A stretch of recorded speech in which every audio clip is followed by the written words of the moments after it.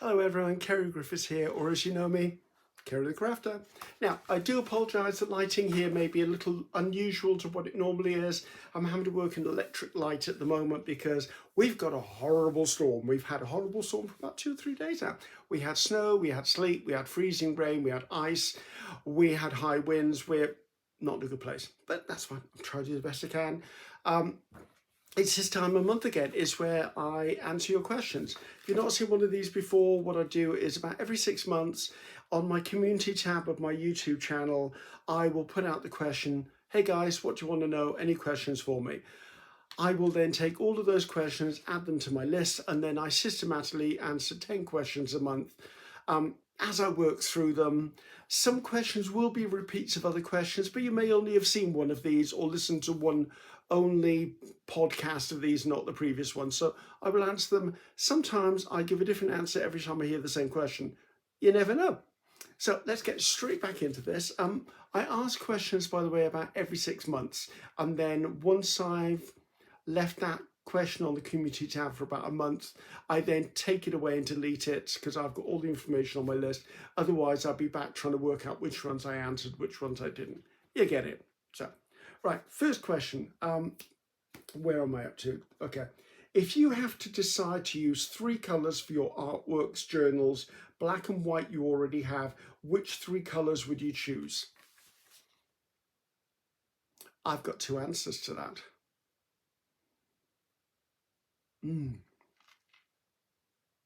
Yes, 2 answers. Okay. I would probably go for, because no, I've got black and white. I'd probably go for maybe a sort of rust type of colour. Maybe an iron oxide type of colour. I'd go for a turquoise.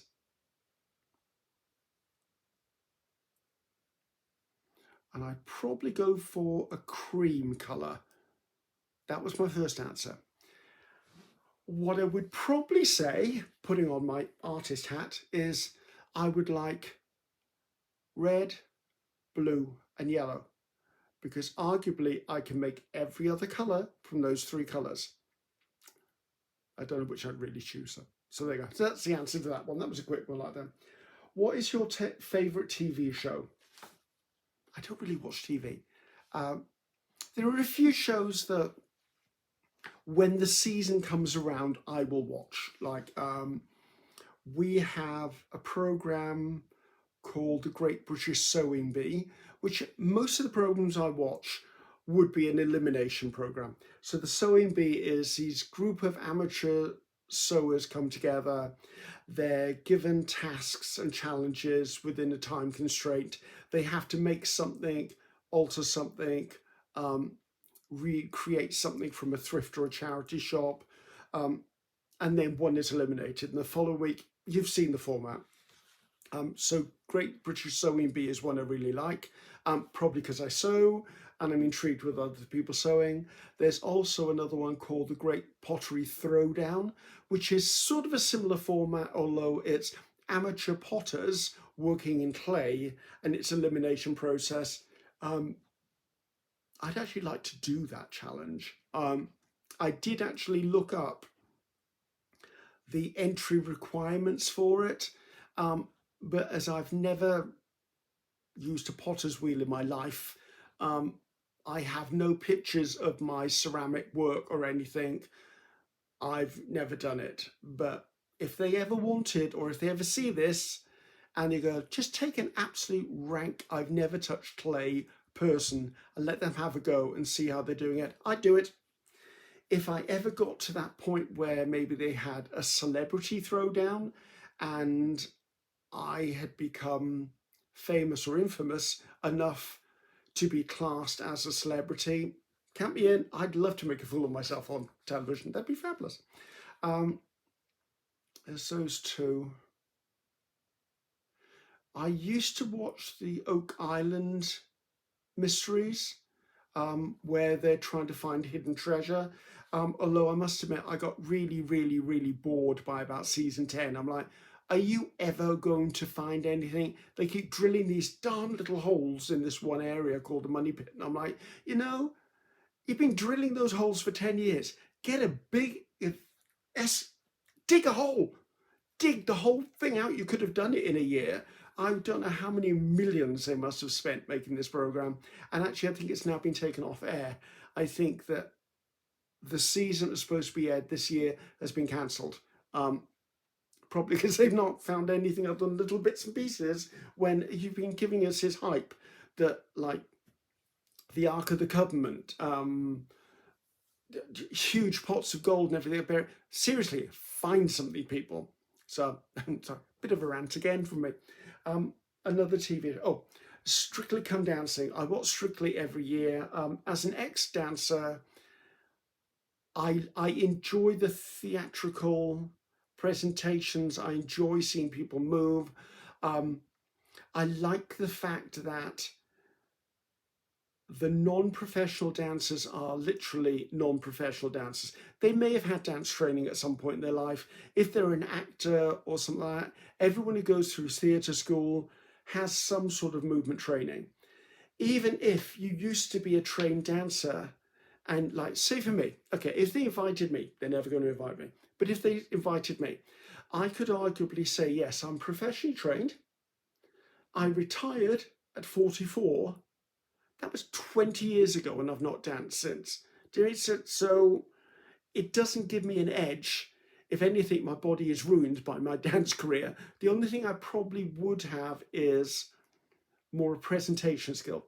I also like that the professional dancers that are the core of that show are not waifs and strays. They're realistic looking people. Like, the guys are actually men. They're not stick figures. The girls are healthy looking girls. They have taken care of themselves. I mean, dancers are athletes at the end of the day. Also, I have kind of a tenuous link in it that one of the judges on there is Craig Revel-Horwood, and I used to work with Craig Revel-Horwood many years ago. We were dancers and singers backing Daniel LaRue on tour. So I know Craig. I haven't spoken to him in over 20 odd years because our paths just diverged. I mean, once you're in a performing theatrical industry, the people you're with at the time are your complete and utter family. But then when that contract ends, everyone sort of dissipates, except for the odd few you might keep hold of. And then you get the next job and they become your new family. So yes, Craig, if you ever see this, which I'm sure you won't, I am on Facebook, or drop me a comment. Love to have a chat, see how you're doing. I know how you're doing, or what I believe you're doing, and you're doing a great job, and I'm so pleased that you are happy and healthy and you are leading a perfect life. I'm loving the fact you've got there, Craig. Next page, because I haven't got there yet either. I can't turn the paper. Oh, it's thick paper. Let me try to split one sheet of paper. Right, next question. Who has been your biggest encouragement throughout your life and why? Ooh. I have had many supportive and encouraging friends and work colleagues in my life. I cannot say one single person. Because I've done so many different careers, well, I think I've done 3 major ones, there's always people who I've looked up to, I've aspired to. Hopefully I have always been realistic and humble enough to shut my mouth and listen to good advice when it's given to me. That's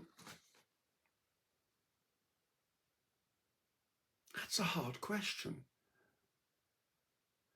I think, and I'm not saying this because we're on YouTube at the moment, but I've been doing YouTube now for probably 14 years-ish. I don't know. There were a few years when I didn't do a lot with YouTube, but since just before COVID, I really started ramping up my YouTube presence. And I want to say probably the most encouragement has come from you guys. with the changes in my life caused by COVID, going from my cake industry career into letting everyone into my creative arts and crafts world, which I'd always kept quiet, that was nerve-wracking to put myself on an international platform doing my creativity on camera and sometimes live. When you're an artist, you bare your soul. You are vulnerable to anyone who's having a nasty day or wants to have a go at you. But my subscribership have been so supportive in your love for me, your creative criticism, and some of you do criticize, but thank goodness the majority of those who criticize actually have a caveat of, Ceri, this didn't look very good. Have you tried this?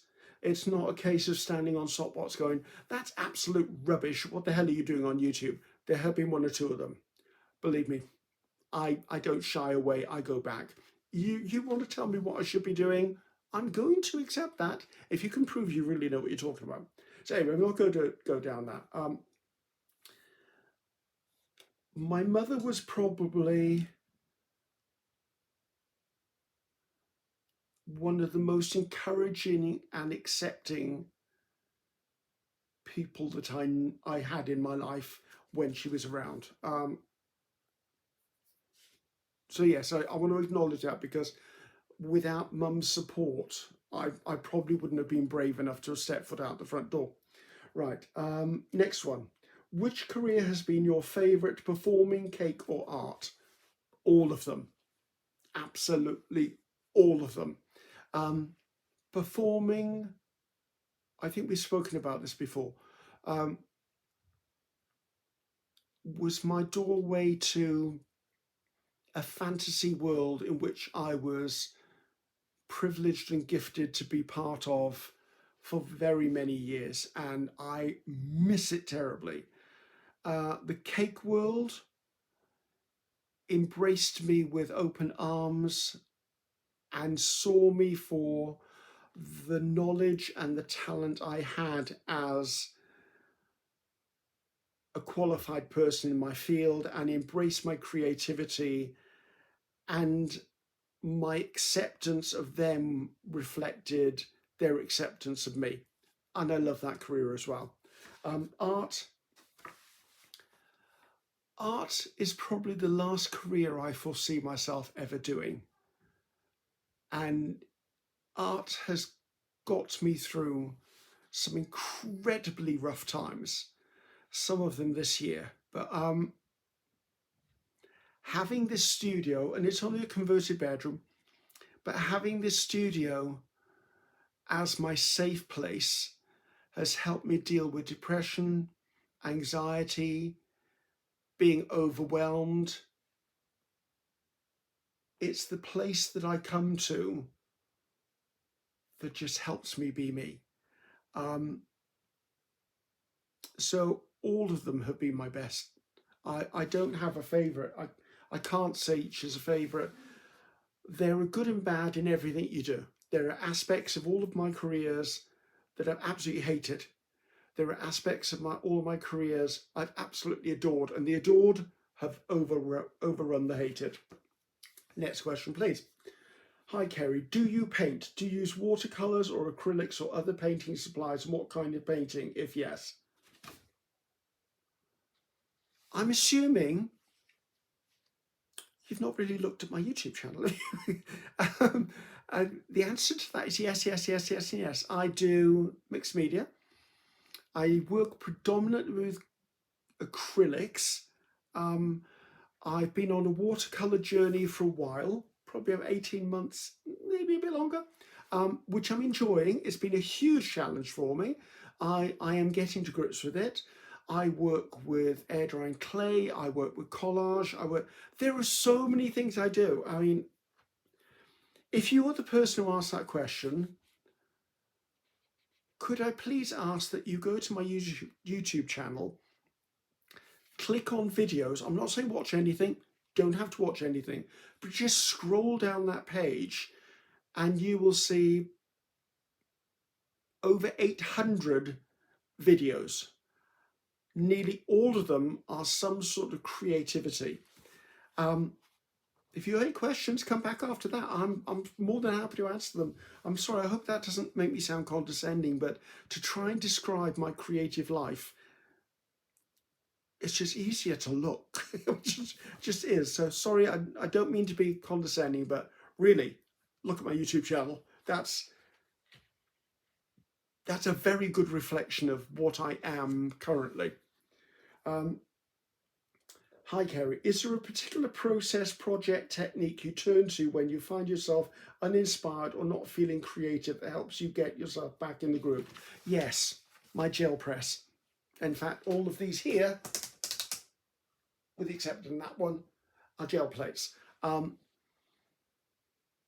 were lots of things in my room, my studio here, that I can prod a stick at and will get me refired about doing something. Sometimes though, I just want to pull out paint and play, even if it's just a case of making some backgrounds. The act of maybe light, I mean, there's a candle over there behind you. You can't see it because I'm not turning this around.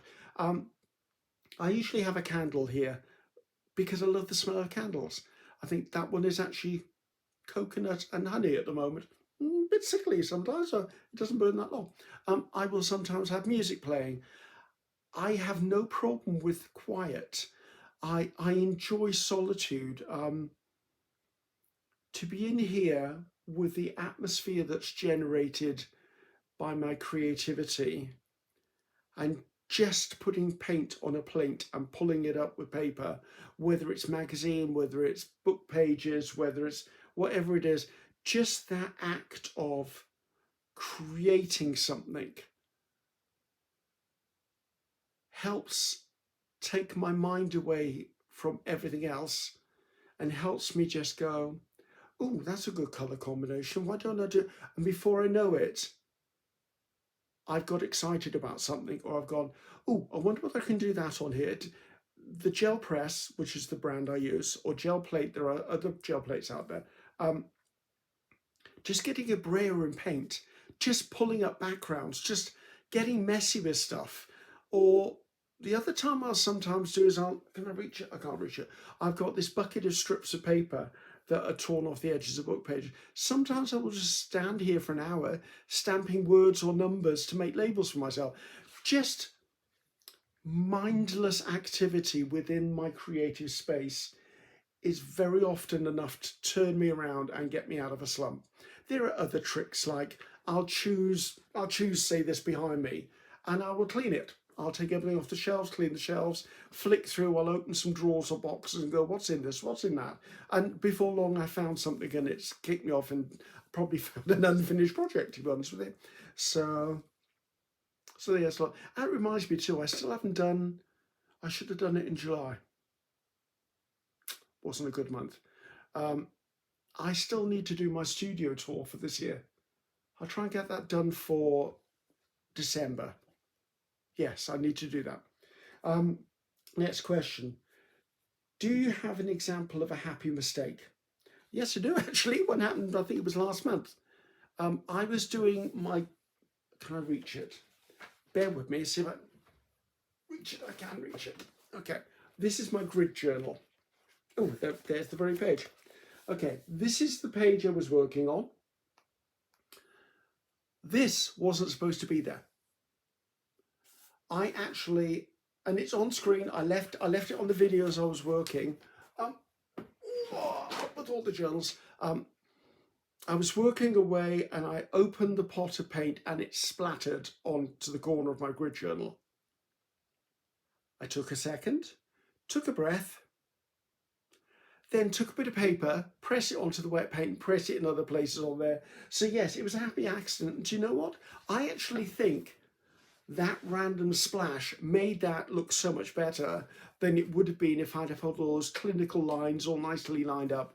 I like the randomness of it, and I just rolled with it because what else was I supposed to do? I was in the middle of filming. It didn't upset me. It was a right colour because it was one of the colours that was going to be used in that grid anyway. So yes, there's a happy accident. There have been many happy accidents in my life. Oh, right, this is a really long one. Right, bear with me. You have travelled a lot and lived in various different places around the world, settling in Cardiff, Wales. I settled here because that's where I was born and that's where my family was, and I came back because my mother had got to the point with her disability where my sister was her carer and it was unfair that I was away travelling when really the family needed me. I came back because it was the right thing to do. My family comes first. Settling in Cardiff, Wales. I'm curious about your sense of connection, belonging, and identity in terms of any of those places. The context of my question is that I have also moved a lot as a child and as an adult, including spending some of my happiest days of my childhood with my grandparents in South Wales. So basically, they want to know about my sense of belonging. Okay, I sometimes wish, and I'm sure it's a wish a lot of people have, that you could have a worldwide passport. I have enjoyed locations around this planet. I am emotionally connected to many areas around this planet. I've come back to Wales. I'm Welsh. I love Wales. It's a beautiful country. I love the people here. Not all of them, but I love the nation of Welsh. I like the Scottish too. I've met some wonderful Irish people and I've met some good English people. But Wales is where I chose within the United Kingdom to settle. And I could have chosen somewhere else now. I mean, I'm at the point where I could just sell up and move if I wanted to be in another place within Britain or Europe. Can I go to Europe? I could go to Europe. Yes, I could. Although I called America home, Chicago, Glenview, Illinois, actually Chicago as well, for a few years. And I love that. And I try to go back at least once a year, if not every other year. I lived in Sydney for a couple of years and absolutely loved it. I've not gone back. And I don't think I can go back now. That flight would kill me.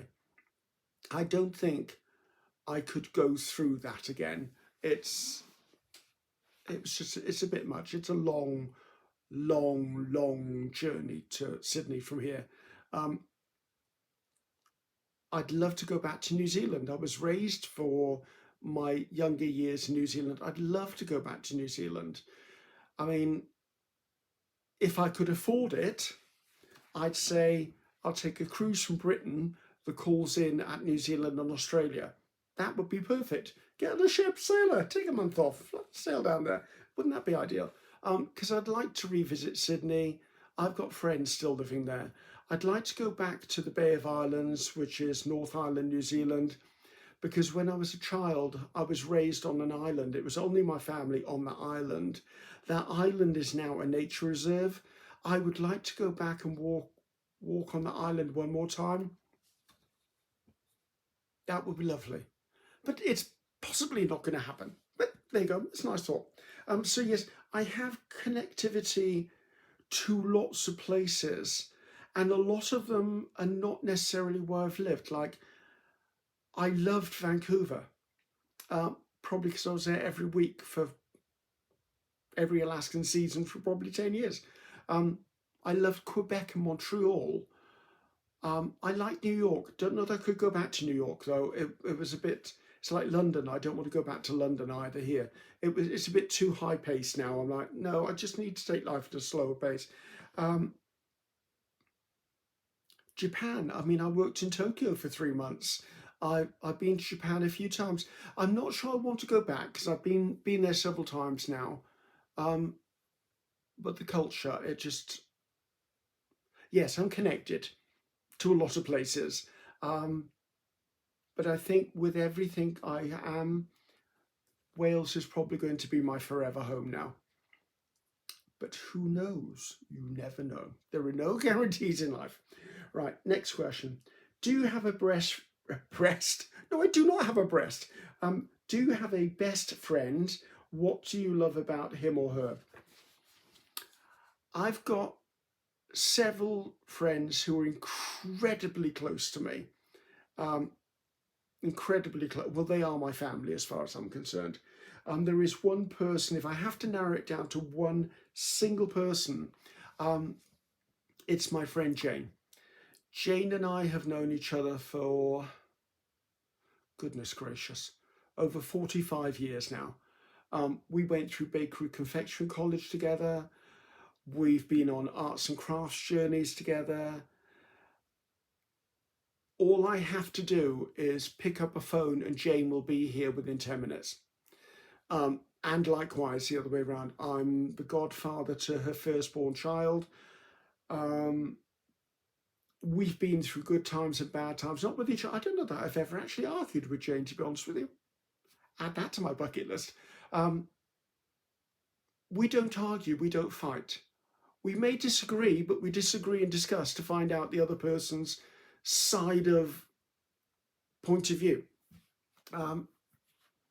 Yes, Jane and I are probably two sides of the same coin, to be honest with you. What I'm lacking in me, she makes up for, and what she's lacking in her, I make up for. So yes, there is a close friend. There are many close friends, but I would probably say, no, I can't put a number on it. I don't have a huge circle of friends. I would probably say 15 friends, or 15 people I would call friends in my entire life currently. There are probably 5 of them who are only one step down from my best friend. And it's hard. I mean, how do you define? They're people who are precious to me, and I love them. They love me, and hopefully they know it. I love you guys. Right. Oh, last question. Regarding your artwork, where/have you ever been afraid of being put down or not worthy? If so, how do you deal or cope?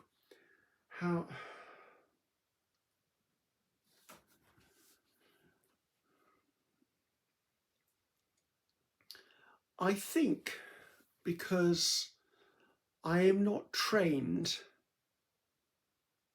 in any form of arts and crafts. Now, I'm a trained baker and confectioner, which means my cake decoration and design was part of that training as a baker and confectioner. But this creative world I am now in, my mixed media world, watercolor, all of that, the only art classes I've ever had is when I was in school, and that was one hour class a week. And you know the story, that was just like generic art classes.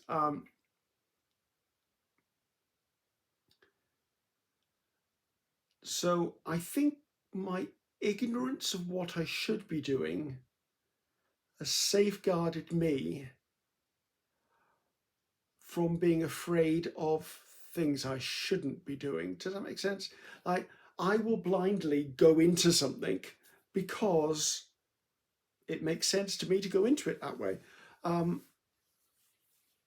I know once or twice Patricia is the P from PM Artist Studio, has said that she watches my videos because she doesn't quite understand how I've got to where I'm going, or sorry P if I'm misinterpreting what you're saying, but because she's surprised at the way that I work to get where I go.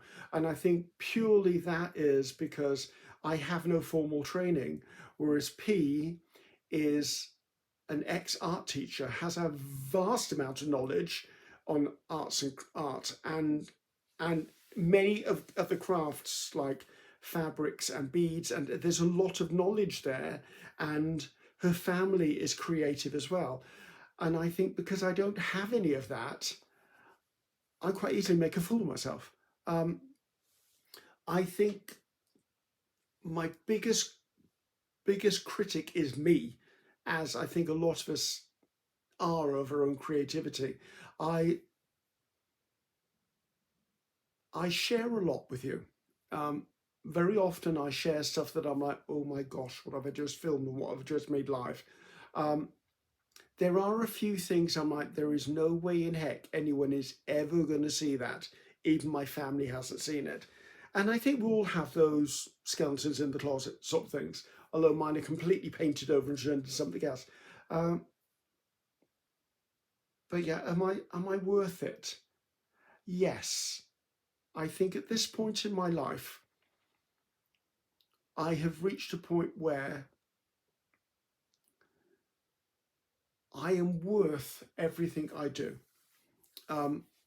I have worked hard my entire life. I have had good times, bad times, happy times, and definitely sad times.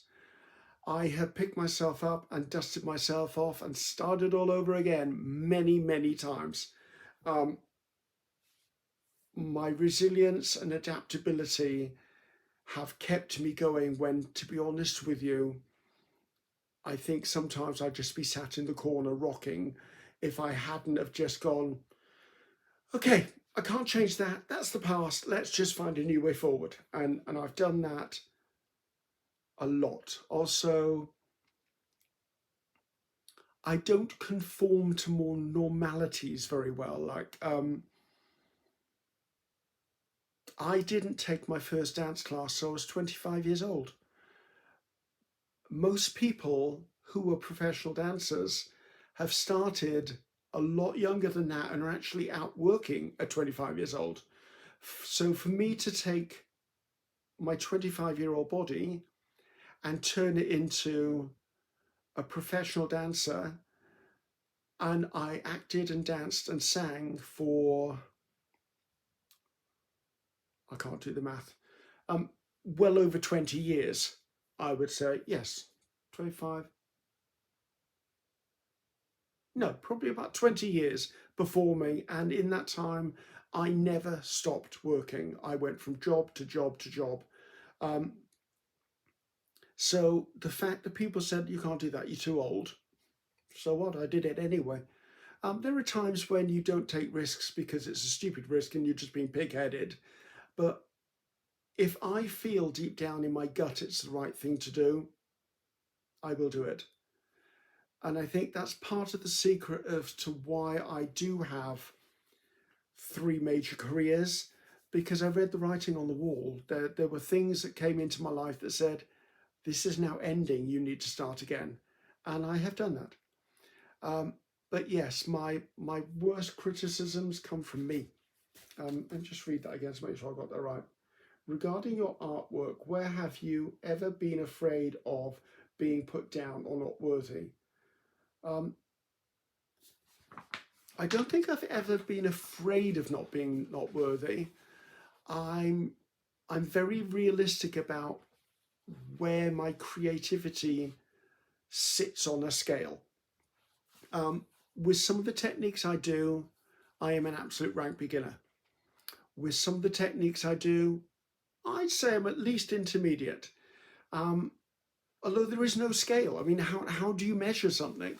Like, I would say my skills with a gel plate are probably above intermediate. I know that my skills with watercolor are probably just past beginners by now. I know my skills with collage are probably intermediate. I know my drawing skills are probably still at beginner because I don't put enough effort into them. It's hard. I don't know that I can answer that and give you a finite answer. I would say that I think YouTube has helped me understand that whatever I create, as long as it pleases me and I find it aesthetically beautiful, that's what counts. I give all of you the gift of seeing me create or the things I create. And when you create something, you put your heart and your soul into that. and it is very easy for some bitter-minded person to tear you apart. However, as long as I know I like it, I am the important person. I share with all of you and anyone who sees my artwork because I hope that what I do will encourage, will inspire, will allow someone to go, you know what? If he can muck it up, I can muck it up. But you know what? He showed me how to get out of the mucking out. Yeah, let's not go down that route because that's a whole nother video, people. So I think I'm going to say goodbye, actually, guys. That was the 10 questions. I will do one in December. December's going to be a bit of a weird month for videos because of it being December. I've got to do the studio tour. There'll be another 10 questions. There'll be a copy of Ceri. There will also be a roundup video, which I do every single Christmas or every single December, looking back at the year and announcing what my plans are for the following year. So we'll see. Yeah, there's quite a bit to do around here before I hit the new year, so we'll deal with that. So thank you for joining me on this 10 questions again. I will speak to you at some point. Look after yourself, and I'll see you next time. Bye-bye, guys.